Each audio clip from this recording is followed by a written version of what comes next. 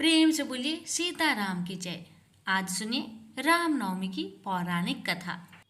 पौराणिक कथा के अनुसार भगवान श्री राम, माता सीता और भगवान लक्ष्मण वनवास जा रहे थे। उस वक्त प्रभु श्री राम विश्राम करने के लिए थोड़ी देर रुके। जहाँ भगवान विश्राम कर रहे थे वहीं पास में एक बुढ़िया रहती थी। भगवान श्री राम, लक्ष्मण और माता सीता उस बुढ़िया के घर गए। उस वक्त बुढ़िया सूत काट रही थी।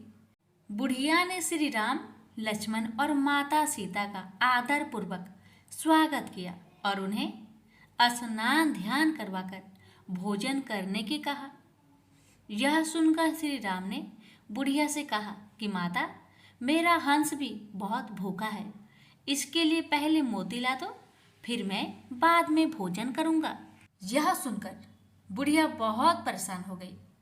लेकिन बुढ़िया अपने घर आए मेहमानों का निरादर नहीं करना चाहती थी। इस वजह से वह दौड़ते दौड़ते अपने नगर के राजा के पास गई और उसे उधार में मोती देने को कहा। बुढ़िया की हैसियत नहीं थी कि राजा को मोती लौटा आने की, लेकिन फिर भी बुढ़िया पर तरस खाकर राजा ने उसे मोती दे दी। बुढ़िया दौड़ते हुए उस मोती को लाकर भगवान श्री राम के हंस को खिला दिया। हंस को खाना खिलाने के बाद बुढ़िया ने भगवान श्री राम को भी भोजन करवाया।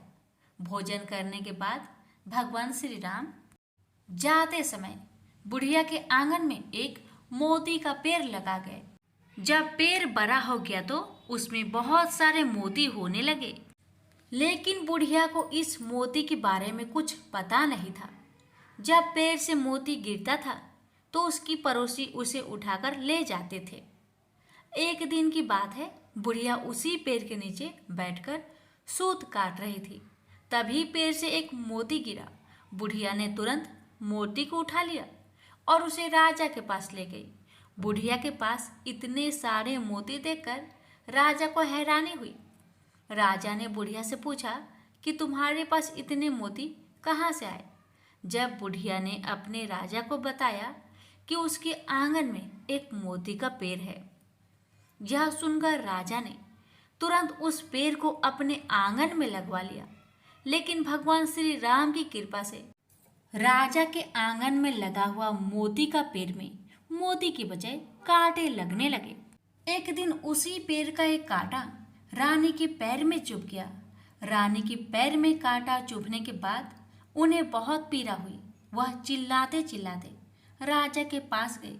यह देखकर राजा ने उस पेड़ को फिर से बुढ़िया के आंगन में लगवा दिया।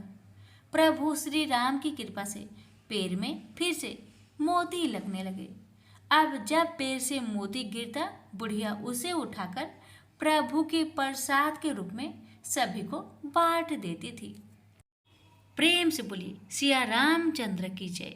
वीडियो को लाइक शेयर करना ना भूलें। धन्यवाद।